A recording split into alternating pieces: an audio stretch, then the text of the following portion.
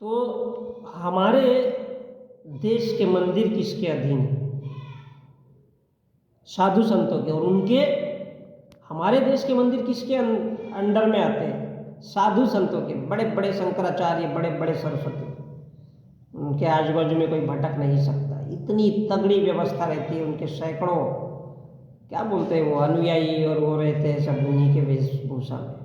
तो उनके बड़े बड़े ट्रस्ट होते, चैरिटेबल ट्रस्ट, एनजीओ, और नियम के अनुसार बड़े बड़े एनजीओ, चैरिटेबल ट्रस्ट और मंदिरों का पैसा उनकी भलाई के लिए जाता है। जितने चैरिटेबल ट्रस्ट बढ़ाना है तो उतना ज़्यादा धर्म का प्रचार होता रहेगा। और नियम के अनुसार ये सब राज्य सरकार के अधीन आने चाहिए। मंदिरों की जो कमाई है ये राज्य सरकारों के अधीन में आनी चाहिए। और इनकी कमाई धार्मिक क्षेत्र, अब धार्मिक क्षेत्र मतलब स्कूल के बच्चे, छोटे छोटे बच्चे और नन्हे मुन्ने बच्चे बच्चियाँ हैं, उनकी तरफ ध्यान देना चाहिए। हो सकता है वो आने वाले भविष्य में कुछ अच्छा करे, लेकिन हम तो साला जवानों को ही बहका के रखते हैं, तो वो ऑटोमेटिक कन्वर्ट हो जाते हैं, स्कूल कॉलेज ही भूल जाते हैं।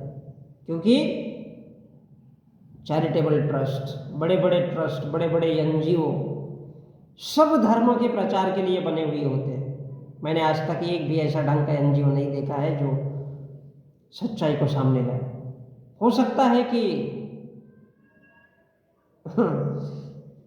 खैर, तो शिक्षा कॉलेज, इसको धार्मिक क्षेत्र कहते हैं। स्त्री पुरुषों की शिक्षा, उस पर खर्च करने का प्रावधान राज्य सरकार ने करना चाहिए, उसके देखरेख में होना चाहिए। अब वो पैसा कौन लूटता है? साधु संत। और कहाँ भरते हैं? स्विस बैंक में। काला धन। बड़े बड़े चैरिटेबल ट्रस्ट खड़े हो रहे, लेकिन साधु संत और उनके ट्रस्ट ही सब पैसा खा जाते हैं। अब आप सोच सकते हो, जब कोई पुजारी आपके घर आकर के पूजा पाठ करता है, आपके घर का ग्रह, वो ग्रह मत समझो, भू शुक्र मब्रस यूने प्लू, बुध शुक्र शनि, वो ग्रह मत समझो जो सौरमंडल का है। वो उन्हीं का नाम दिखा करके आपके घर पे आता है और कहता है ग्रह का दोष लग गया, या ध्यान रखिए, उन्हीं का नाम लेता है और कहता है आपके घर में दोष लग गया, कहीं भूत निकलेगा, कहीं भविष्य निकलेगा, कहीं भूत निकलेगा, कहीं भविष्य निकलेगा। अब ये सब बड़ा बड़ी चीज बताने वाले कोई साधु और कोई संत साला ये नहीं बताता है कि जानवरों की, वो तिरुपति बालाजी मंदिर में, केदारनाथ में, अमरनाथ में, और क्या क्या वो उज्जैन के मंदिरों में। हमारे देश में तकरीबन 10 लाख मंदिर है। 10 लाख मंदिरों में जानवरों की चर्बी डाल डाल करके खिलाई जाती है, लेकिन कौन खिलाता है, कौन चर्बी मिक्स कराता है? ये कोई साधु, कोई निश्चलानंद सरस्वती, कोई प्रेमानंद महाराज, कोई क्या क्या सरस्वती है, हाथ भर लंबे लंबे चौड़े चौड़े आदमी, अभिमुक्तेश्वर, बड़े बड़े, कहीं पुरी का, कहीं महाराष्ट्र में, पूरे देश भर में कितने सारे लोग हैं। 30-35 लाख लोग कम से कम वो साधु संत है, और उससे भी ज़्यादा ही होंगे। मैं तो 10 लाख मंदिर है तो एक मंदिर में 50-100 लोगों को पकड़ लो, आप देख सकते हो। तो वह ग्रह प्रवेश दूर करने के लिए कहता है, मंत्र पढ़ता है, वो सामान दान दक्षिणा साथ में लेके जाता है, तो क्या मंदिर का पैसा वो छोड़ेगा? लेकिन राज्य सरकारों ने अब तक मंदिर के पैसे या दान के पैसे को राजस्व में मिला करके शिक्षा पर कभी खर्चा नहीं किया। क्योंकि राज्य सरकारें भी बने या केंद्र सरकारें भी बने, तो साला सरकार में भी कौन बैठा रहता है? ब्राह्मण बुद्धि का आदमी। भारत की लिस्ट देखो कौन कौन और कैसे कैसे प्रधानमंत्री बने थे। इसलिए डॉक्टर अंबेडकर ने कहा था, बिवेयर ऑफ कांग्रेस। जो राज्य सरकारों की अकेले, हर एक स्टेट की, अगर उस राज्य में जितने मंदिर है तो उनकी 10% जीडीपी अपने आप बढ़ जाएगी। 10% मंदिरों में इतना दान दक्षिणा जाता है, इतना दान दक्षिणा हमारे देश के मंदिरों में जाता है। और ये काम राज्य सरकारों का है, लेकिन साधु संत विरोध करेंगे, तांडव मचाएंगे, क्योंकि लोग गरीब हो जाए साले होने दो, लोग मर जाए मरने दो, दारू चढ़ती है तो चढ़ने दो। अब मंदिरों में जो कमाई होती है, मंदिरों की कमाई मतलब आमदनी, जो लोग चढ़ाते हैं, कोई पैसा चढ़ाता है, कोई सोना चढ़ाता है, कोई तांबा चढ़ाता है, कोई तांबे का लोटा डालता है, कोई पानी, तो फिर पानी तो बह जाता है जमीन पे, लेकिन बाकी की ये जो आतु धातु सब आती है, ये पैसा मंदिर देवस्थान में जो भी जमा होता है, ये जनता के दान दक्षिणा से आता है, तो उसको धार्मिक क्षेत्र में, यानी आपके स्कूली बच्चे बच्चियाँ, इन पर खर्चा होना चाहिए, इनकी शिक्षा पर खर्चा होना चाहिए। अकेला साधु संत साला ढोपट डालता है। क्या कोई भगवान मना करता होगा कि आपके बच्चे नहीं पढ़ना चाहिए? तब तो साला भगवान ही नहीं हो सकता। तो ये बीच के जो साधु संत फिरंगी,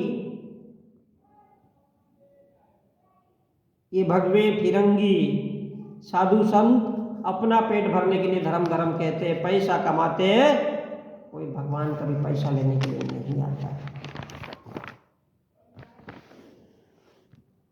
कोई भगवान कभी पैसा लेने के लिए नहीं आता है। जो भगवान धर्म पैसा दान दक्षिणा मांगता है, वो सोच सकते हो क्या भगवान साधु संत है क्या? इसलिए राज्य सरकारों ने इन मंदिरों की आमदनी को अपने राजस्व में मिला करके स्कूल शिक्षा पर खर्चा करना चाहिए। और संविधान की अगर बात करें, मैं नहीं करना चाहता, उतना लंबा नहीं, कोई फायदा नहीं है बोल करके भी कि संविधान की बात नहीं करना चाहता, संविधान की राय तो साला अलग है। खैर, लेकिन ये पैसा जाता कहाँ है? एनजीओ के पास, बड़े बड़े एनजीओ चलाए जाते हैं, चैरिटेबल ट्रस्ट के पास, बड़े बड़े अखाड़े बनाने के लिए। शिक्षा पर, इंसानों की भलाई पर कभी खर्चा नहीं होता। एनजीओ जो धर्म के लिए काम करते, बड़े बड़े तकरीबन 2-3 लाख एनजीओ होंगे हमारे देश में, सरकारें उनको भी पैसा देती है कि लो भैया ढोपटो, ऐश करो, खाओ पियो। किसान, गरीब, मजदूर, भीख मंगे, इनको तो आदत पड़ी रहती है सालों को, कई जातियों में बटे तो कई धर्म में बटे। कोई कहता है मैं मुसलमान, तो मेरा लंड बड़ा, कोई कहता है मैं हिंदू। अगर मुसलमान की तारीफ करो तो मुसलमान खुश, और हिंदू की तारीफ करो तो हिंदू खुश। तो धर्म के प्रचार प्रसार का सभी लोग मिलकर के काम करते, बड़े बड़े एनजीओ, हजारों लाखों अलग अलग एनजीओ, अलग अलग चैरिटेबल ट्रस्ट, जो विभिन्न प्रकार के संस्थाएं, अकादमी, अभी जैसा शास्त्रीय संगीत की अकादमी, तबला म्यूजिक की अकादमी, फिल्म इंडस्ट्रीज की अकादमी, ऐसे न जाने लाखों करोड़ों क्या क्या संस्थाएं हैं, ये सब उससे चलते हैं। और इसलिए मर्यादा बहुत ही अलग चीज होती है। अलग अलग तरीकों से आस्था धर्म को पैदा किया जाता है। मर्यादा, औरत क्यों कहते हैं कि भगवान श्री राम की मर्यादा पुरुषोत्तम थे और औरत की मर्यादा? यह दो चीजों को समझिए।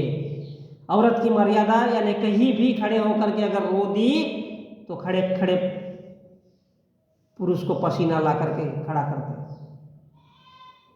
क्योंकि वो आंखों से रोती है, धोती है और अपना क्या क्या रूप दिखाती है, तो इंसान साला ढुलक जाता है।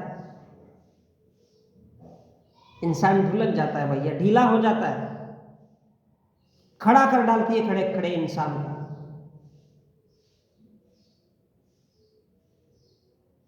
मर्यादा, कहीं रोएगी कि राम आएंगे, कहीं रोएगी, कोई रोएगी कृष्ण आएंगे। तो वो इंसानों को ये समझाना चाहती है जिसको बचपन से रोने की ट्रेनिंग दी जाती है। बहुत अच्छा गाना गाया था दिलेर मेहंदी ने, सड्डे नाड़ रहोगे तो कैसे करोगे। अच्छी लाइनें हैं वो, वैसे कभी देखिएगा उस गाने को। तो मैं यही कहना चाहता हूँ कि ये जो मर्यादा होती है, मर्यादा पुरुषोत्तम भगवान राम को भी कहते हैं। जब वो मेहनत करते करते बुढ़ा हो गया तो जाकर के सीता को छोड़ दिया। अरे बोले साला ही जब मेरे शरीर में दम ही नहीं है तो साला तेरे को अपनाओ कहाँ से? तो बोले जा साधु संत के पास जा। मर्यादा। तो यही मंदिरों की, पुजारियों की, पुरोहितों की, बड़े बड़े लोगों की, ऊंचे लोग, ऊंची पसंद के लोग, अमीरों की यही मर्यादाएं होती। बड़े बड़े एनजीओ, बड़े बड़े ट्रस्ट। जैसे औरत को देखोगे ना, औरत बदनाम हर जगह, इसलिए मैं भी नाम ले लेता हूं। कहीं तिरछी नजर दिखाएगी, कहीं स्तन दिखाएगी, कहीं छेद दिखाएगी, पुरुष को ढीला करेगी, कहीं आंसू दिखाएगी और कहेगी मैं तेरे को प्यार करती हूं, जैसे फिल्मों में होता है। बी प्रैक्टिकल, वास्तविक बनो। तो ये जो बड़ी बड़ी मर्यादाएं होती है, चाहे स्त्री की हो, चाहे धर्म की मर्यादा हो, चाहे किसी धर्म गुरु की मर्यादा हो, चाहे भगवान श्री राम की मर्यादा हो, तो मर्यादा मर्यादा ही होती है। आपकी आदतों को मार करके, मर्यादा आपकी आदतों को मार करके आपको नौटंकीबाज और धन दौलत कमाने के लिए कैसे कैसे फंडे अपनाने वाला बनाना, मर्यादा। दैट इज कॉल्ड मर्यादा। आपकी आदतों को मार करके आपके अंदर में नए विचारों का संचरण करना, विकिरण करना, परावर्तन करना, अपवर्तन करना, उत्सर्जन करना। ठीक उसी प्रकार जैसे सेक्स, हगने मूतने जैसा एक मामूली इंसान का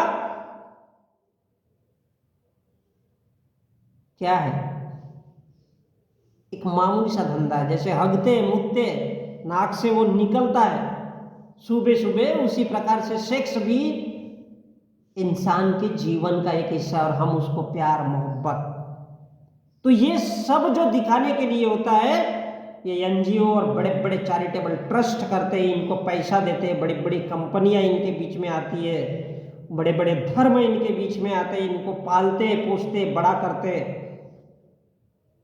और तब जाकर के इनके बड़े बड़े बिजनेस चलते हैं। तो बंधुओं, बिजनेस से बढ़कर के इस दुनिया में कुछ नहीं होता है। सब कुछ बिजनेस है। दुनिया का हर धर्म जिसको लोग कहते हैं, वो सभी बिजनेस है। और हमारे देश में अगर हम देखें कि इन मंदिरों में जो जाने वाला पैसा है, चलो मान लिया धर्म भी एक बिजनेस है, लोग जाकर के दान दक्षिणा मंदिरों में चढ़ाते हैं, तो वो हर एक स्टेट की 10%, हमारे देश में इतने मंदिर है, 10 लाख से अधिक मंदिर है, तो हर स्टेट की 10% जीडीपी तो मंदिर ही बढ़ा सकते हैं। लेकिन वो पैसा शिक्षा पे खर्च नहीं होना चाहिए। ऐसा इंतजामात, चैरिटेबल ट्रस्ट, बड़े बड़े एनजीओ, बड़ी बड़ी कंपनियां, कोई शास्त्रीय संगीत की खोलेगी तो कोई ड्रामा स्कूल और क्या नौटंकी की खोलेगी। एजुकेशन, शिक्षा, इससे हमारे देश में कोई लेना देना नहीं है। इसको धार्मिक क्षेत्र कहते हैं, इसको अध्यात्म कहते हैं कि बच्चे बच्चियां आपके हो या किसी के भी हो, पढ़ने लिखने चाहिए, इसको अध्यात्म कहते हैं, लेकिन समझाया नहीं जाता है। खैर, अपने बाप का क्या जाता है। कल भी यूट्यूब पे फड़फड़ करता था, आज भी यूट्यूब पे फड़फड़ कर रहा हूँ। जमाना चलता रहेगा, दुनिया निकलती रहेगी, उम्र बीत जाएगी, मैं भी जमीन में चला जाऊंगा, और इसलिए मेरा नाम संजय।